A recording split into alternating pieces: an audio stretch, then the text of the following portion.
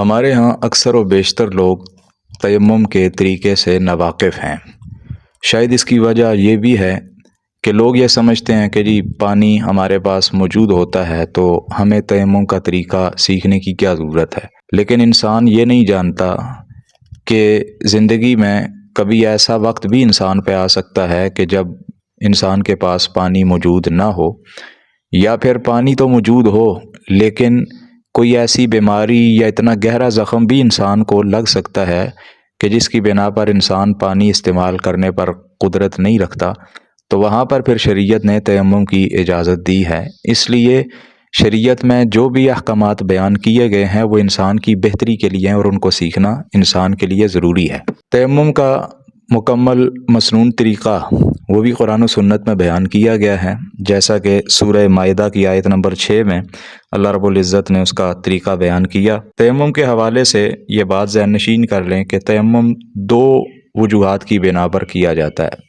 پہلی چیز کہ انسان کو پانی مل ہی نہ رہا ہو، سرے سے انسان کے پاس پانی موجود ہی نہ ہو، یا اتنی تھوڑی مقدار میں پانی موجود ہو کہ انسان کسی سفر وغیرہ میں ہو اور صرف پانی پینے کے لیے اس کے پاس تھوڑا سا موجود ہے، اور اگر اس سے وہ وضو کر لے گا تو سفر اتنا لمبا ہے، بعد میں پانی نہ ملنے کی وجہ سے انسان کی جان جا سکتی ہے، تو پھر انسان تیمم کر سکتا ہے۔ اور دوسری صورت کہ انسان کو کسی ایسی بیماری کا سامنا ہے، یعنی انسان پانی کو استعمال کر ہی نہیں سکتا، یا تو کوئی گہرا زخم ہے جس کی وجہ سے وہ پانی استعمال نہیں کر سکتا، یا کوئی ایسی سنجیدہ بیماری ہے جس کی وجہ سے ڈاکٹروں نے اس کو منع کیا ہو، ماہر ڈاکٹروں نے، کہ آپ نے پانی استعمال نہیں کرنا وگرنہ آپ کی بیماری بگڑ سکتی ہے، تو ان دو حالتوں کے اندر انسان تیمم کر سکتا ہے۔ ہمارے ہاں لوگ ٹھنڈے علاقوں میں جب پانی ٹھنڈا ہوتا ہے تو تب بھی لوگ اللہ معاف کرے تیمم کرنا شروع کر دیتے ہیں۔ یہ بالکل غلط حرکت ہے۔ ہمارے ہاں ایسے آلات موجود ہیں، بجلی کے ہیٹر موجود ہیں، گیس موجود ہے، دیگر چیزیں موجود ہیں جس پہ پانی گرم کیا جا سکتا ہے، لیکن ایسا نہیں ہے کہ پانی موجود ہو چاہے وہ ٹھنڈا ہے جیسے بھی ہے تو تب تیمم نہیں ہے، پانی کی عدم موجودگی میں تیمم ہوتا ہے۔ تو سورہ مائدہ کی آیت نمبر 6 میں جو اللہ رب العزت نے وہ آیت کریمہ بیان کی، اس سے چند باتیں ہمیں سمجھ آتی ہیں کہ تیمم غسل کی ضرورت بھی پوری کرتا ہے اور وضو کی ضرورت بھی، یعنی آپ پہ غسل اگر فرض ہے یا وضو آپ نے کرنا ہے تو تیمم کا ایک ہی طریقہ ہے۔ دوسری چیز کہ پانی کا استعمال اگر نقصان دہ ہو تو تیمم کیا جا سکتا ہے، اور تیسری چیز کہ پانی کا ملنا اگر بالکل ناممکن یا مشکل ہو تو تب بھی تیمم کیا جا سکتا ہے۔ چوتھی چیز اس آیت کریمہ سے کہ پاک مٹی سے ہی تیمم کیا جا سکتا ہے، اور اس میں تیمم کا طریقہ بتلایا گیا ہے۔ اب یہ جو پاک مٹی ہے، کئی لوگ اس بارے میں بھی پوچھتے ہیں کہ یہ کوئی خاص قسم کی مٹی ہے، ایسا کچھ بھی نہیں ہے۔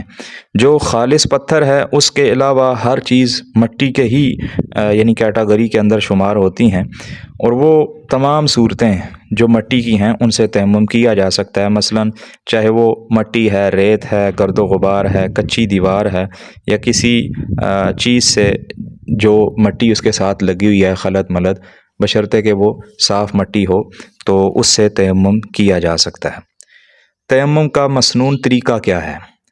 انتہائی آسان طریقہ ہے کہ آپ نے سب سے پہلے طہارت کی نیت آپ کے ذہن میں ہونی چاہیے، اور پھر اس کے بعد آپ نے بسم اللہ پڑھنی ہے۔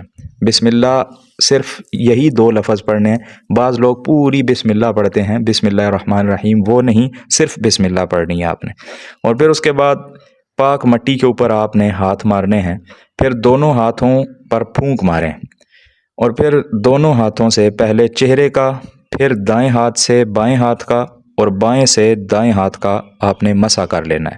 تو یہ آپ کا تیمم مکمل ہو گیا۔ صحیح بخاری کتاب التیمم کے اندر یہ حدیث کے تحت یہ تیمم کا طریقہ موجود ہے، اور صحیح بخاری کی ہی کتاب التیمم کے اندر دوسرا طریقہ تیمم کا بھی موجود ہے، اور وہ یہ ہے کہ پہلے دونوں ہاتھوں کا آپ نے مسح کر لینا ہے، یعنی دائیں سے بائیں کا اور بائیں سے دائیں کا، اور پھر چہرے کا آپ نے مسح کر لینا ہے۔ تو یہ طریقہ بھی مسح کا نبی کریم صلی اللہ علیہ وسلم سے ثابت ہے۔ تو یہ انتہائی آسان ہے۔ اس کے علاوہ کچھ لوگ یعنی مسح کے طور پہ ویسے ہی کلی کر رہے ہوتے ہیں، کچھ جو ہے وہ بازوؤں کے اوپر مل رہے ہوتے ہیں، پاؤں کے اوپر، یہ بالکل غلط حرکت ہے۔ جو طریقہ نبی صلی اللہ علیہ وسلم نے بتلایا وہی طریقہ جو ہے وہ قابل قبول ہے۔ تو یہ بات بھی ذہن نشین کر لیں کہ ہر نماز کے لیے الگ تیمم نہیں کیا جائے گا۔ آپ نے اگر تیمم کیا ہے، پانی موجود نہیں ہے، تو اس ایک تیمم سے کئی نمازیں پڑھی جا سکتی ہیں، جس طرح ایک وضو سے کئی نمازیں پڑھی جا سکتی ہیں۔ اور آخری بات یہ بھی ذہن میں رکھیں کہ جن چیزوں سے غسل یا وضو ٹوٹ جاتا ہے ان سے تیمم بھی ٹوٹ جاتا ہے۔ جب آپ کو پانی ملے گا تو اس کے بعد پھر تیمم کی صورت ختم ہو جائے گی، پھر آپ نے وضو کرنا ہے اور پھر اس کے بعد اگلی نماز آپ نے پڑھنی ہے۔ تیمم تب تک ہے جب تک آپ کو وضو کے لیے پانی نہیں ملتا یا آپ ٹھیک نہیں ہو جاتے۔ اگر پانی آپ کو مل جاتا ہے یا آپ بیماری سے ٹھیک ہو جاتے ہیں تو پھر اس کے بعد تیمم کی اجازت شریعت میں نہیں ہے۔